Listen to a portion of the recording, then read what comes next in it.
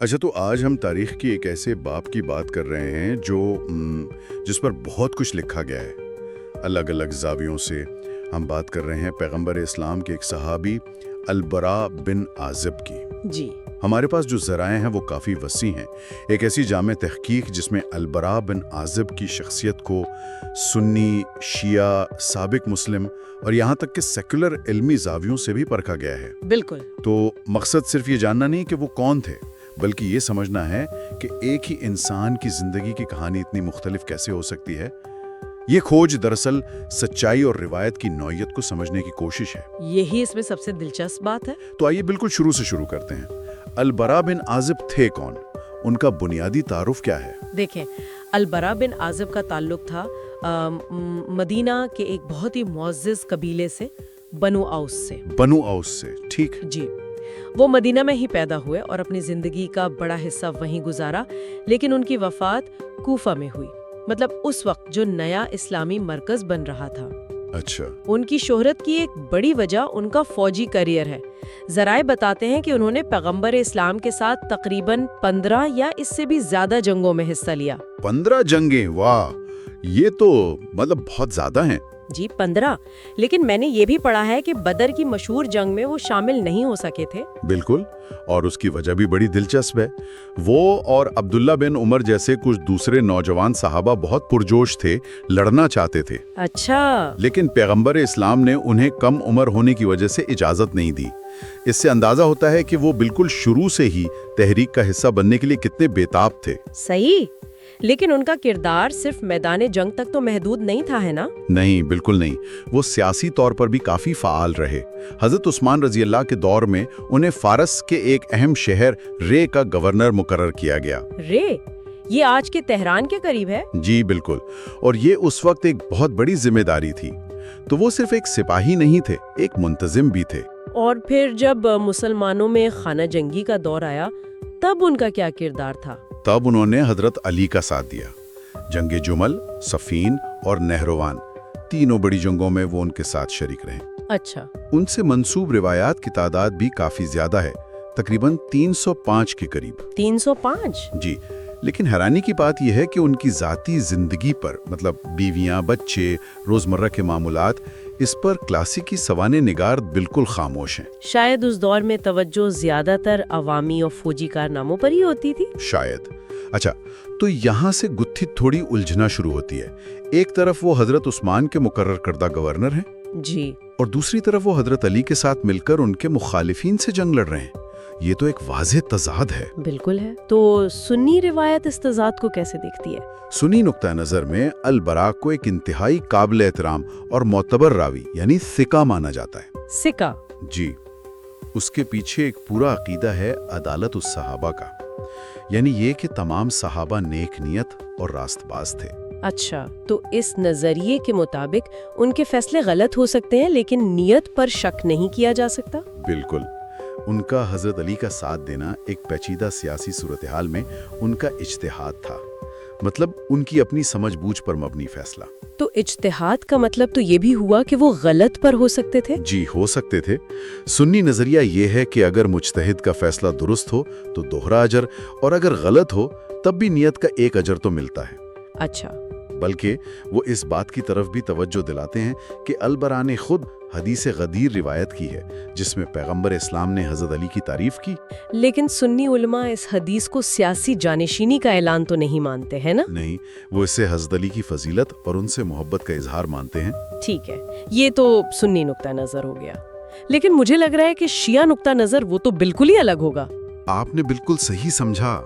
ان کے لیے تو حضرت علی کا ساتھ دینا ہی سب سے بڑی دلیل ہونی چاہیے۔ جی، شیعہ نقطہ نظر میں البراء کی قدر کی جاتی ہے کیونکہ انہوں نے حضرت علی کا ساتھ دیا، غدیر کی حدیث روایت کی۔ یہ ان کے حق میں بہت بڑے نکات ہیں۔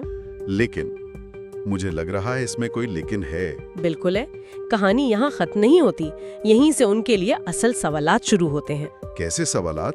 دیکھیں، سب سے بڑا سوال تو یہی ہے کہ اگر البراء غدیر خم کے چشم دید گواہ تھے تو پھر وہ 25 سال تک خاموش کیوں رہے؟ 25 سال मतलब हज़रत अबू बकर रज़ी अल्लाह तआला अन्हा, उमर रज़ी अल्लाह तआला अन्हा और उस्मान रज़ी अल्लाह तआला अन्हा के पूरे दौर में? जी, उन्होंने खुलकर हजरत अली के हक़ खिलाफत की बात क्यों नहीं की? कुछ शिया ज़राए तो ये भी कहते हैं कि सकीफ़ा के फ़ौरन बाद उन्होंने अबू बकर की बैत करने से इनकार भी किया था। लेकिन बाद में वो भी खामोश हो गए। जी नहीं, एक मिनट, ये कैसे हो सकता है? मतलब एक तरफ आप कह रही हैं कि वो सिका थे, मोतबर, और दूसरी तरफ इतनी लंबी खामोशी। यही वो बुनियादी नुक्ता है जो अलबरा की शख्सियत को इतना पेचीदा बना देता है। और कोई वाकया भी है? एक और बहुत अहम और दिल खराश वाकया बयान किया जाता है। कहा जाता है कि एक बार हजरत अली ने पेशनगोई की थी कि ए बरा, मेरा बेटा हुसैन कत्ल किया जाएगा और तुम जिंदा होगे लेकिन उसकी मदद नहीं करोगे। ओह! और ज़राए के मुताबिक जब करबला का वाकया हुआ तो अलबरा जिंदा थे, कूफा में ही थे, लेकिन उन्होंने इमाम हुसैन की मदद नहीं की। और बाद में वो अपनी इस कोताही पर शदीद अफसोस और पशिमानी का इजहार करते थे। तो अगर ये सच है तो ये तो बहुत ही संगीन इल्जाम है। बिल्कुल, इसीलिए शिया नुक्ते नज़र में अलबरा एक अलमनाक किरदार बन जाते हैं। एक ऐसा शख्स जो हक को पहचानता था लेकिन शायद सियासी दबाव या खौफ की वजह से कमजोरी दिखा गया। तो उनकी सियासी जिंदगी इतनी पेचीदा थी, क्या ये पेचीदगी उनसे मंसूब रिवायतों में भी नजर आती है? कोई खास रिवायत जो बहुत मशहूर हो? जी बिल्कुल, सबसे मशहूर शायद वो तफसीली हदीस है जो अज़ाब कब्र के बारे में है। अज़ाब कब्र, ये तो बहुत सुनी है, ये उनसे ही मंसूब है? जी, ये उनसे ही मंसूब है और इस्लामी दुनिया में बहुत मशहूर है। इसमें मौत से लेकर फरिश्तों के सवाल जवाब तक की पूरी मंजरकशी है। अच्छा, इसकी कुछ तफसीलात बता सकती हैं? क्योंकि अक्सर लोग बस जिक्र सुनते हैं। जरूर, हदीस काफी तवील है लेकिन खुलासा ये है कि जब एक मोमिन की रूह निकलती है तो आसमान से नूरानी चेहरों वाले फरिश्ते आते हैं, उसे जन्नत का कफन पहनाते हैं। अच्छा। इसकी रूह को इज्जत के साथ आसमानों पर ले जाया जाता है, फिर उसे वापस कब्र में लाया जाता है जहां मुनकिर और नकीर नामी फरिश्ते आकर उससे 3 सवाल पूछते हैं। वही 3 मशहूर सवाल, रब कौन है, दीन क्या है और नबी कौन है? बिल्कुल, मोमिन सही जवाब दे देता है, जिसके बाद उसकी कब्र को कुशादा कर दिया जाता है और जन्नत की तरफ से एक दरवाजा खोल दिया जाता है। और काफिर या गुनाहगार के साथ क्या होता है? उसके बिल्कुल बरक्स, काफिर की रूह को सख्ती से निकाला जाता है। आसमान के दरवाजे उसके लिए नहीं खुलते। और कब्र में जब वो सवालों के जवाब नहीं दे पाता तो उसकी कब्र इस कदर तंग हो जाती है कि उसकी पसलियां एक दूसरे में पैवस्त हो जाती हैं। ये तो वाकई बहुत खौफनाक तफसीलात हैं। सुन्नी रिवायत में इस हदीस की क्या हैसियत है? सुन्नी अकीदे में इसे बड़े पैमाने पर कबूल किया जाता है। इसे सही या कम से कम हसन यानी अच्छी सनद वाली हदीस समझा जाता है। और चूंकि दूसरे सहाबा से भी मिलती जुलती रिवायात हैं तो ये अकीदे की बुनियाद बन गई है। जी, आलिम में बरज़ख के बारे में सुन्नी अकायद की ये एक अहम बुनियाद है। ठीक है, लेकिन हमारे ज़राए में एक तनकीदी नुक्ता नज़र भी है। सेक्युलर मुहक्किकीन और नाकिदीन इसको कैसे देखते हैं? ये एक बहुत अहम सवाल है। नाकिदीन यहाँ कई नुकात उठाते हैं। पहला तो तारीखी है। तारीखी? जी, वो कहते हैं कि कब्र के अजाब का इतना तफसीली तस्वुर इस्लाम से पहले की तहजीबों में भी मौजूद था। वो यहूदी और ख़ास तौर पर ज़रतुश्ती रिवायात में इससे मिलती जुलती कहानियाँ दिखाते हैं। अच्छा, तो उनका इस्तिदलाल ये है कि ये पहले से मौजूद लोक रिवायात थी? जी, जो बाद में इस्लामी बयानिए में शामिल हो गई। और दूसरा एतराज़? दूसरा एतराज़ कुरानी बुनियाद पर है।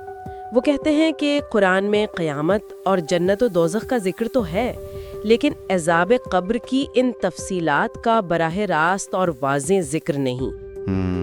और तीसरा नुक्ता जो साइंसी नौयत का है? वो साइंसी और मंतिकी है। वो सवाल उठाते हैं कि एक जिस्म जो गल सड़ रहा है वो दर्द कैसे महसूस कर सकता है, और अगर कब्र को खोल कर देखा जाए तो वहाँ पसलियों के पैवस्त होने के कोई आसार नहीं मिलते। ये तो सीधे सीधे तजर्बाती सबूत का मुतालबा है। इस पर रवायती इस्लामी जवाब क्या है? रवायती जवाब ये है कि नाक़िदीन एक मादी दुनिया के कवानीन का इतलाक़ एक रूहानी दुनिया पर कर रहे हैं। उनके मुताबिक बरज़ख एक अलग जहत है, एक अलग डायमेंशन है जो हमारे तबी कवानीन के ताबे नहीं। तो अजाब का ताल्लुक जिस्म से ज्यादा रूह से है। बिल्कुल, और ये भी मुमकिन है कि ये तफसीलात اس روحانی کیفیت کو سمجھانے کے لیے استعارے ہوں۔ آخر میں یہ بحث ایمان بمقابلہ تجربیت پر آ کر رک جاتی ہے۔ یہ بہت گہری بات ہے۔ اچھا، ایک اور پہلو کی طرف آتے ہیں۔ پیغمبر اسلام کے وصال کے وقت البراء کی عمر تقریباً 14 یا 15 سال تھی۔ جی، بہت کم عمر تھے۔ تو اتنی کم عمر میں انسان چیزوں کو کیسے سمجھتا ہے اور پھر 50-60 سال بعد انہیں کیسے یاد رکھتا ہے؟ یہ انسانی یادداشت پر ایک بہت بڑا سوال ہے۔ بالکل، اور یہ ایک بہت ہی نازک معاملہ ہے۔ جدید نفسیات ہمیں بتاتی ہے کہ یادداشت کسی کیمرے کی ریکارڈنگ کی طرح نہیں ہوتی۔ صحیح۔ جب بھی ہم کچھ یاد کرتے ہیں، ہمارا دماغ اسے دوبارہ تعمیر کرتا ہے، اور اس عمل میں وقت کے ساتھ ساتھ تفصیلات بدل سکتی ہیں۔ اور یہاں تو واقعہ اور اس کو لکھے جانے میں 50 سے 100 سال کا وقفہ ہے۔ جی، یہ طویل وقفہ یادداشت کی فیبلٹی پر ایک بہت بڑا سوالیہ نشان لگا دیتا ہے۔ لیکن 50 سال بہت لمبا عرصہ ہے۔ یہ تو چائنیز وسپر یا ٹوٹی ہوئی ٹیلی فون والی بات ہو گئی کہ بات کہاں سے کہاں پہنچ جاتی ہے۔ یہ ایک عام اعتراض ہے، لیکن اس کا دفاع کرنے والے کہتے ہیں کہ 7ویں صدی کا عرب معاشرہ ایک زبانی کلچر تھا۔ وہاں حافظہ اور یادداشت کی صلاحیتیں بہت زیادہ تھیں۔ مطلب ان کا حافظہ ہم سے بہتر تھا؟ یہ کہنا مشکل ہے، لیکن ان کی تربیت اور ضرورتیں مختلف تھیں۔ وہ ہزاروں اشعار زبانی یاد رکھتے تھے۔ اس کے علاوہ وہ اسناد یعنی سلسلہ روایت کے نظام کی طرف اشارہ کرتے ہیں۔ اچھا، اسناد کا نظام۔ جی، اسے بروکن ٹیلی فون کے بجائے ایک ایسی پریس کانفرنس سمجھیں جہاں درجنوں رپورٹر نوٹس لے رہے ہیں۔ بعد میں جب آپ سب کے نوٹس ملائیں گے تو اصل بات کا اندازہ ہو جائے گا۔ یعنی مختلف سلسلوں سے بات کی تصدیق کی جاتی تھی؟ جی، ایک دوسرے کی جانچ ہو جاتی تھی۔ یہ نظام کامل نہیں تھا، لیکن یہ بروکن ٹیلی فون سے کہیں زیادہ منظم تھا۔ تو آج کے دور میں علمی اتفاق رائے کیا ہے؟ کیا ہم ان روایات کو لفظ بلفظ درست مان سکتے ہیں؟ زیادہ تر غیر جانبدار مورخین ایک درمیانی راستہ اختیار کرتے ہیں۔ ان کا ماننا ہے کہ اصل واقعے کا کچھ مرکزی خیال ضرور محفوظ رہا ہوگا، لیکن لفظ بلفظ وہی ہو، یہ مشکل ہے۔ بالکل، لفظ بلفظ کامل تحفظ کا امکان بہت کم ہے۔